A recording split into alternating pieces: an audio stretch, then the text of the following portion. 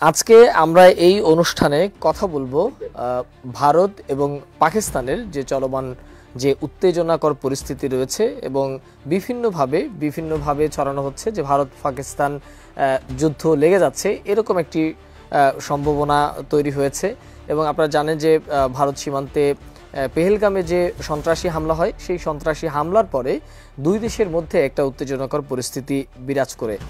আমরা এই মুহূর্তে এই বিষয়ে কথা বলবার জন্য যুক্ত করব পাকিস্তান মুসলিম লীগ শেরে বাংলার চেয়ারম্যান এবং তিনি একজন পাকিস্তানের মানবাধিকার কর্মী বাচ্চু আব্দুল কাদের দেওয়ান। আমরা বাচ্চু আব্দুল কাদের দেওয়ান ভাইকে আমাদের সাথে যুক্ত করব এবং তার কাছ থেকে জানবার চেষ্টা করব যে আসলে এই মুহূর্তে পাকিস্তান ঘিরে বা ভারত পাকিস্তান ঘিরে যে নানা ধরনের গুজব ছড়ানো হচ্ছে কিংবা উত্তেজনাকর পরিস্থিতি তৈরি হচ্ছে সেটি আসলে তিনি পাকিস্তানের একজন মানবাধিকার কর্মী হিসাবে বা একজন অ্যাক্টিভিস্ট হিসাবে কিভাবে দেখছেন?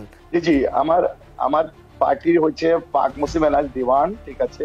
আমি শুনতে পাচ্ছি ইনশাল্লাহ যে ইন্ডিয়া যে এখন যে আমাদের পাকিস্তানের উপরে তাকে আছে যুদ্ধ করার জন্য ওদের একটা ভুল হচ্ছে।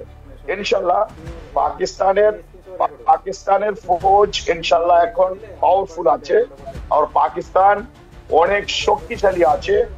ইন্ডিয়া কখনো ইনশাল্লাহ পাকিস্তানকে দাবাতে পারবে না। আর পাকিস্তানের সাথে মোদি, শোনো, আমরা পাকিস্তানি বাঙালি, আমরা 71-65 সনে তোমাকে MM আলমে সবকিছু দেখাইছে যে তোমার কয়টা জাহাজ 1 মিনিটের ভিতরে নাশ করে সে পাকিস্তান আয়া পড়ছে। তো ওনার এটা ভুল, উনি যে করতেছে মোদি, এটা অনেকই ভুল। তো ইনশাল্লাহ আমাদের পাকিস্তানের ফৌজ এখন অনেক শক্তিশালী আছে। এরই মধ্যে ভারতের প্রধানমন্ত্রী নরেন্দ্র মোদী তিনি তার সেনাবাহিনীকে সর্বোচ্চভাবে যুদ্ধের জন্য প্রস্তুতি নিতে বলেছেন এবং আপনাদের তথ্যমন্ত্রী থেকে জানানো হয়েছে যে পাকিস্তানে যে কোনো সময় ভারত হামলা করতে পারে। তো সেই ব্যাপারে আসলে আপনারা পাকিস্তানের এই জায়গা থেকে কোনো ধরনের আতঙ্কে আছেন কিনা? আমরা রেডি আছি। ইন্ডিয়া যে বলছে আমাদেরকে হামলা করবে, ঠিক আছে, আমরা ইনশাল্লাহ আমরা রেডি আছি, দাঁড়ায় আছি। যদি ইন্ডিয়া হামলা করে তো আমরা তো এইভাবে চেঁচাতে দেবো না। আমাদের পাকিস্তানের ফৌজ ইনশাল্লাহ সব জায়গায় রেডি আছে। যদি ইন্ডিয়া কোনো শয়তানি করে আর হামলা করে তো আমরা তাদেরকে তাকাম দেখা দেবো। এখন ইনশাল্লাহ পাকিস্তান মোটর জবাব দেওয়ার জন্য আমাদের ফৌজ রেডি আছে, ইনশাল্লাহ থাকবে। আপনারা পাকিস্তান যেমন পারমাণবিক শক্তিধর দেশ, ঠিক তেমনি ভারতও হচ্ছে পারমাণবিক শক্তিধর দেশ। তো সেই ক্ষেত্রে ভারত এবং পাকিস্তানের মধ্যে যদি একটা সংঘাত তৈরি হয় বা যুদ্ধ তৈরি হয় তাহলে সেটা দুই দেশের জনগণের জন্য আসলে কি ভালো হবে? জনগণের জন্য ভালো হবে না। আমরা মুসলমান, আমরা যখন কলমা পড়ি তো আমরা কাউকে ভয় করি না, আল্লাহর সেবা। তো আমরা তার ইন্ডিয়ারে কখনো ইনশাল্লাহ ভয় করবো না। মোদিকে মোটর ইনশাল্লাহ জবাব দেবে যে মোদি কখনো পাকিস্তানের উপর হামলা করার চেষ্টা করো না, তোমাকে ফিরে যেতে হবে ইনশাল্লাহ। আর এখন তো মাশাআল্লাহ আমাদের বাংলাদেশ পাকিস্তান আমরা ভাই, আমরা আগেও এক ছিলাম, কিছু কারণে আমাদের কিছু এদিক সেদিক হয়েছে। তো ইনশাল্লাহ আমরা তাকে জবাব দিতে রেডি, প্রস্তুত আছি ইনশাআল্লাহ। ডিজাইন, এলিগেন্স, বিউটি, সেরা পণ্য সবার জন্য জেভিকো। আপনার কাছে কেন মনে হচ্ছে যে ভারতের সাথে যুদ্ধ বাঁধলে পাকিস্তান জয়ী হবে? এটা আপনার কাছে কেন মনে হচ্ছে? ওনাদের এখন নরেন্দ্র মোদীর যে কথা আর ওনাদের আর্মির যে কথা, ঠিক আছে, আর্মির যে কথা, ওদের কথা অনুযায়ী যে লাগতে পারে, ঠিক আছে। আর সমস্যা এখন ইন্ডিয়ার ফৌজ নিজে ওরা অনলাইন ডিস্ট্রিক্ট করে পাকিস্তানের ভিতরে দহশতগর্দে ওনারা নিজে প্রটেক্ট দেয়, ওদিকে যাও, এদিকে যাও, ওদিকে হামলা করো। এই ইন্ডিয়ার আর্মি বলে এটা ওনার রেকর্ড আছে। গতকালকে সম্ভবত পাকিস্তানের যে আপনাদের ISPR থেকে একটা অডিও বার্তা দেয়া হয়েছে, সেই অডিও বার্তায় দেখা গেছে যে ভারতের একজন গোয়েন্দা সংস্থার ব্যক্তি, তিনি পাকিস্তানের জনৈক এক টেররিস্টকে বলছেন পাকিস্তানের বিভিন্ন জায়গায় হামলা করবার জন্য এবং পাকিস্তানের সেনাবাহিনীকে হামলা করার জন্য। এই অডিও বার্তাটা এরই মধ্যে পাকিস্তানের আইএসপিআর থেকে পাঠানো হয়েছে বিভিন্ন গণমাধ্যমে। এই বিষয়টাকে আসলে আপনারা কিভাবে দেখছেন? বিলকুল এটা রাইট, এটা রাইট। ইন্ডিয়ান আর্মি আমাদের আর্মির থেকে পাকিস্তানের আর্মিকে যে হামলা করতে চায়, এটা তো অল দা রেকর্ড আছে আমাদের আইএসপিআর এ। আর্মি আইএসপিআর উনি রেকর্ড নিচ্ছে, সবাইকে দিচ্ছে, আমরা দেখছি। এটা বেশিরভাগই ইন্ডিয়ার আর্মি করতেছে আমাদের আর্মির উপরে হামলা করতে।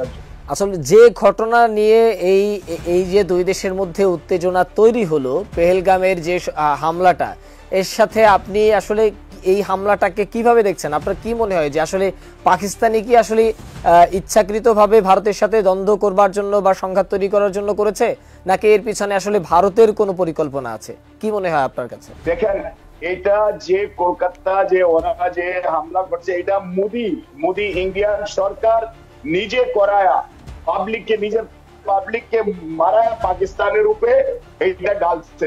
পাকিস্তানে হামলা করে নাই, ওই নিজেই এরকম জুটা বানায়া মনে করা ওইখানে পাবলিককে মারায়া, তার সে মোদি পাকিস্তানের উপরে ইনজাম ডালছে যে পাকিস্তান হামলা করছে।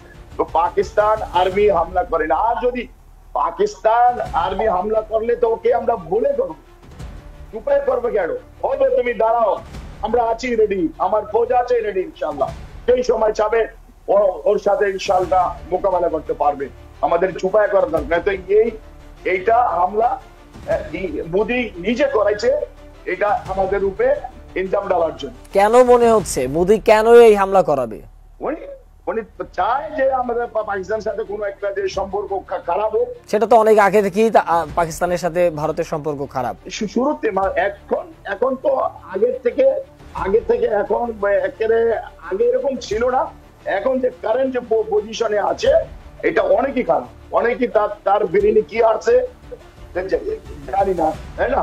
ভারতে যখন একটা অস্থিরতা তৈরি হয়েছে কিংবা ভারতে যখন একটা সংকট দেখা দিয়েছে, ঠিক সেরকম সময় ভারতের বিরোধী দল থেকে শুরু করে অন্যান্য যে রাজনৈতিক দলগুলো রয়েছে, তারা সবাই এক কাতারে এসেছে দেশের জন্য, তারা মোদিকে সমর্থন করছেন।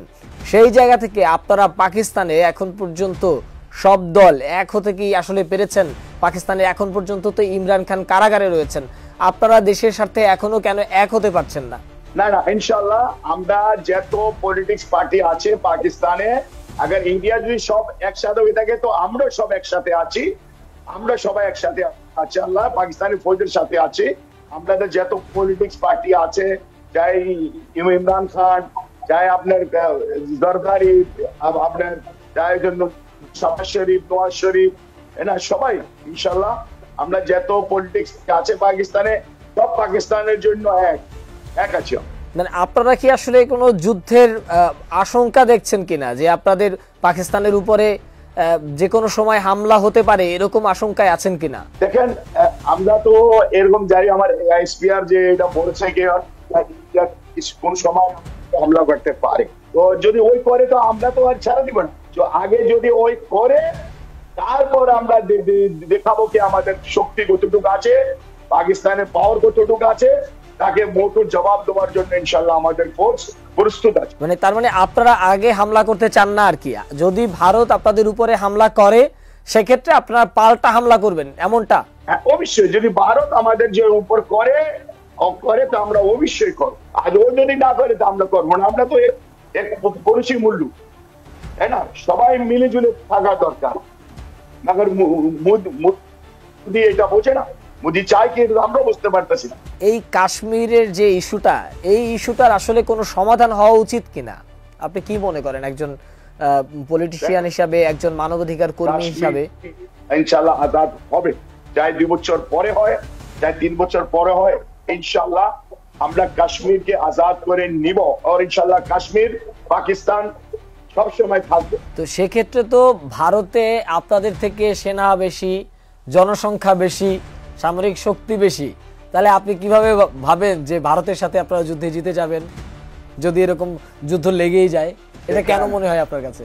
দেখেন, আমরা মুসলমান, আমরা যদি কলমা পড়ি না, কলমা পড়লে আমাদের ভিতরে না আল্লাহর এরকম পাওয়ার আসে না, ওই সময় কোনো কিছু আমরা দেখি না আল্লাহ, ঠিক আছে? তো আমাদের ফৌজের ভিতরে তো ইউনিটি আছে, যখন বলি না নারে তাকবীর আল্লাহু আকবার, তখন আমাদের ভিতরে অন্য কিছু আইসা পড়ে, আল্লাহর পাওয়ার আমাদের কাছে। তো আল্লাহ যাদের সাথে থাকে কাউকে সে ধ্বংস করতে পারবে না ইনশাআল্লাহ। ধন্যবাদ আপনাকে। আমরা আসলে যুদ্ধ চাই না, শান্তি চাই। আমরা চাই গোটা পৃথিবীতে শান্তি ফিরে আসুক। কোনোভাবেই যেন আসলে যুদ্ধ কোনো কিছুর সমাধান বয়ে আনে না, সবকিছু আলোচনার মাধ্যমে সমাধান হোক। পাকিস্তান এবং ভারতের মধ্যে যে উত্তেজনাকর পরিস্থিতি তৈরি হয়েছে, সেই উত্তেজনাকর পরিস্থিতি আরও শান্ত হয়ে উঠুক এবং দুই দেশের মধ্যে শান্তি বিরাজ করুক। আপনাকে বাচ্চু ভাই অসংখ্য ধন্যবাদ জানাচ্ছি। আপনি পাকিস্তানের থেকে আমাদের সাথে যুক্ত হয়েছেন।